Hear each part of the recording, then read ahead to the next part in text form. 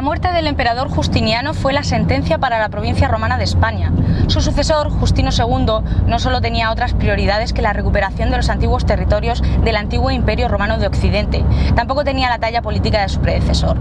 Abrió un periodo de guerras contra el imperio sasánida de los persas que habría de dilatarse décadas, desgastar a ambas potencias y, en último término, abrir paso a la conquista de los musulmanes de buena parte del mundo conocido, justo por ese agotamiento.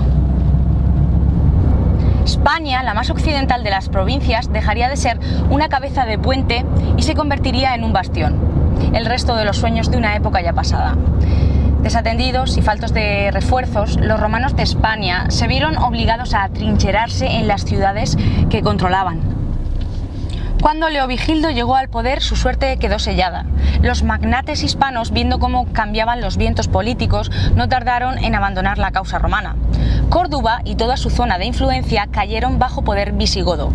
El hijo de Leovigildo, Recaredo, así como sus sucesores, siguieron combatiendo contra la provincia. Solo algunas victorias militares lograron retrasar el fin. Pero en el año 619 cayó la capital, Cartago Spartaria, y en el 624 las tropas imperiales evacuaron sus últimas plazas fuertes. Roma abandonaba así y para siempre Hispania.